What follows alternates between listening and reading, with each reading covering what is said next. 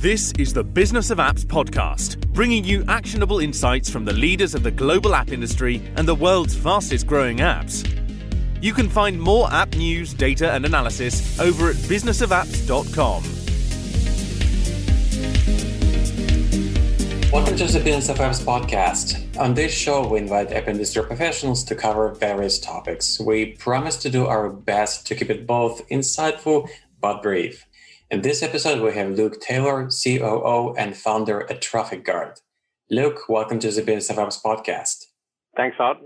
Great to be here. Awesome. Thank you for coming. So, a classical definition of a fraud is this: an intentional deception to secure unfair or unlawful gain. Throughout human history, even in times when money didn't exist, I bet some people did deceive others during goods trading. Now, recent estimates of a mobile fraud impact on a digital advertising, depending on who you ask, ranges from 6 to 19 billion. And today, when scientists around the globe are on the quest to find the cure from COVID-19, and the rest of us doing our best to adapt, mobile ad fraudsters see new opportunity to steal even more. So on this episode, Luke will tell us about the current state of affairs with mobile advertising fraud during the pandemic. But let's talk about you, Luke, first. Tell us about yourself, your background in digital marketing. Sure. I've been in online advertising in one form or another for over the last 20 years. Started in creative, actually. I've worked in ops, strategy, and been across tech for about the last 10. So probably the last 10 years, scaling businesses from kind of zero to tens of millions in this space. Mm-hmm. And, you know, along that way, as you would have expected, saw some fraud. And, you know, that was really the starting point of trying to meet that challenge with technology and knowledge and stamp it out so that it wasn't affecting us. Yeah, speaking of technology, let's talk about TrafficGuard. What do you guys do and how do you position yourself on the market? Sure. I think, you know, coming from that background and really developing this product because we had our own need to solve gave us a unique perspective here. And, you know, being quite broad in advertising, what we've built here is the first full funnel ad verification and fraud prevention solution. So, you know, the key components there being full funnel. You know, we're everywhere from the impression to post-conversion event. Mm-hmm. And the prevention, like, because we wanted to solve a problem, not just report on it, that was key to the entire solution and how we've thought about building it out and solving this problem. Okay, let's take a quick tour to the past before covering what's going on right now. What was going on with mobile fraud, BC, or before COVID-19, as they say? Can you give us a thumbnail sketch of a situation around mobile fraud, let's say, for the last several years? Perhaps you can kind of summarize types of mobile fraud that popped up. Yeah, I think fraud has been happening in mobile space like ever since advertising was running. You know, lots of the techniques that we see even today are based on techniques that were running for 5 or 10 years prior across the web. You know, lots of things you might think, say, click spam is generating misattribution in the web world. That was all about cookie stuffing, but ultimately to drive the last click and win the attribution. So, you know, similar techniques that still kind of 15, 20 years on are still winning for the bad actors. Most of it's just about the ability to remove that noise and really look at what the reality is. So first and foremost, I guess what we do is measurement, like determining that what you want is really what you've got. I think, you started by introducing fraud in the term, and, in advertising, really, it's just making sure that what you want and what you should be paying for is what you're getting and what you're paying for. So to ensure that you're not wasting money, wasting your ad spend, basically, on poor quality traffic. Yeah, I see. So it's obviously much more granular than it used to be when it comes to technology, and you can automate the process. There's no actual, physical contact between people. You're programmatically can steal something from the advertiser who's naively thinking that he's spending his entire marketing budget on actual promotion and not just buying air. And let's transition to what's going on right now. When this pandemic, but fraudsters are not sleeping. They're not, wrapped up their work. They're still in this business. So tell us about what's going on right now with mobile fraud. How bad it is. I think much of the BC continues. Like there's not been really any change due to COVID or change over this time. It's still a big game for the bad actors here. I think there's been more opportunity for them through COVID. Lots to do with ad fraud, also has areas in other cybersecurity and privacy. There's been a lot more people online, as you would expect, when people are indoors and not able to get about and do their normal commerce in person. And I think though some of those new people online are a bit more susceptible to some of these things. Also, the data has changed. Like with the expectation of what is good and looking at that measurement of what you can expect has gone up in the air, right? Like because the audience has changed, because behavior has changed.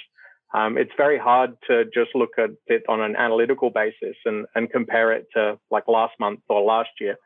And so having a closer look and really being able to dig in and verify the engagement, I think has become more necessary. I think through like the pandemic and the uncertainty for many businesses, people have been forced to tighten budgets. And unfortunately, that means that many advertisers are chasing cheaper traffic, like cheaper ways to gain audience. And cheaper is always a harder place to operate in. Like there's far more risk of just getting invalid traffic in cheaper traffic sources than the more premium. Definitely. The reality is invalid traffic is everywhere.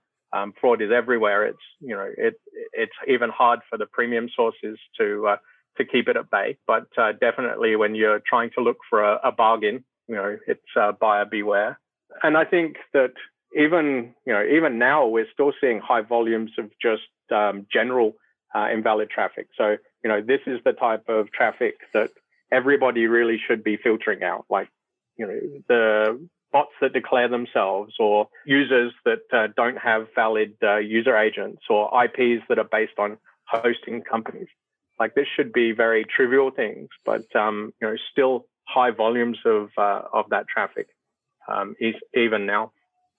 I think one surprising thing has been just how much more focus on privacy there has been around this COVID time, and how that's likely to impact this space. So there's the discussions at the moment about removing third-party cookie, and obviously big discussions with IDFA and removing that. And that's likely to exacerbate this problem further, because one of the biggest problems at the moment is that people just don't have transparency. So it's not so much that you can't see the fraud; it's that you don't really know what you're looking at in any detail to be able to identify like which part of it is fraud in the first place. And I think that it's going to be challenging times for ourselves and others in the industry to ensure that we're still maintaining transparency for advertisers while protecting privacy for end users. Yeah, I see. It's a really hard balance to keep privacy of your users on a high level and still being able to provide advertising targeting efficiently and allow the pool of your advertisers to make money and be profitable. It's a very delicate balance. So how does TrafficGuard combat mobile fraud? What do you find the most challenging in this, for lack of a better term, battle with fraudsters? I think this whole area is a challenge. I think digital advertising and trying to reach any optimization is a challenge. Like the nature of it is fluid and forever changing and always real time, and you're always looking at the data and trying to squeeze as much out of it as you can. I think with this, like it has to be a passion. This is something I think that our whole team has really come to respect. And I think the challenge is met by that dedicated team to tackle this problem and build the best tech to solve it. And we do that like every day. It's not a set and forget. It's not something that we built once upon a time and we're just selling. Like majority of our business is still data science analysts, engineers that are looking at this data, analyzing and building out and optimizing this on a daily basis. So I think that process and living it day to day means the challenge is quite a lot smaller than the broadness of the industry. But I think that's for how we tackle it at least. I think for advertisers, probably, how they should be thinking about tackling that is just getting transparency. Start looking more at what's going on, whether that be good or bad. I think the core of what we're doing in measurement and verification doesn't require there to be a whole lot of bad to make it worthwhile. It's about looking at it and identifying, is money going to waste? Like, am I poorly optimizing because my data's polluted? Like, am I making trade-offs here because I don't have a full picture? And really understanding what's going on so that, the data can become a true key of strategy moving forward. But by the way, do you see from the advertisers' side right now, are they more open to, set up the rules more transparent and get a better picture, like the necessity of being even more cautious about their budget? Because they have to kind of cut back on the expenses, but in the meantime, it means that cheaper, like you've said, cheaper traffic means greater risk. So do you see them being more forthcoming in working with you as a platform to establish better, more transparent conditions? Yeah, it's a really interesting question, Arda. I think broadly, you can't win everybody. Like we do hear a lot, right. Like we don't have fraud. Fraud's not a problem. And, there's not really interest there because like they're not really recognizing that. But we've got lots of customers that have a real need, that have a problem, that need to solve that problem. I guess, quite unique to us. We're across many stakeholders in the advertising journey. So, networks are our customers, publishers, like intermediaries, agencies. And so it's not just solely the advertiser and their need, but like everybody else in that supply chain wanting to do their piece to improve the quality of that traffic, to get a better understanding and to make sure that they're getting what they're paying for, and then they can be more confident in what they're selling. And so I think the case is quite general, like where some people still after 15 years of this being a problem think that it doesn't happen, but others like have a need and really seek out the products and are definitely, I think, where it's smaller customers and medium-sized budgets, like this can really make the difference in their business. It can help them optimize and find success with small budgets. With larger budgets, it's sometimes easier just to pay the tax, right? To just lose 30% and move on. It doesn't really cause them much pain, right? So that's where then it's not something that they need to really think more about in their mind. Like we would disagree. Like we think that this is something that can only be solved across the industry if everybody does their part. Exactly.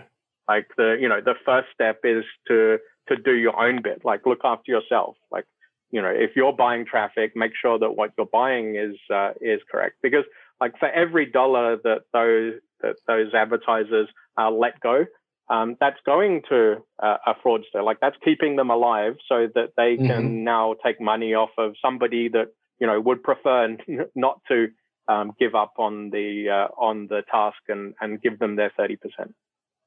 Yeah, chances are that the big part why fraudsters are in business, these big companies who just don't care and don't mind to just throw away 30% of their ad spend on fraud, and they're just giving the kind of a ammunition to fraudsters to go on.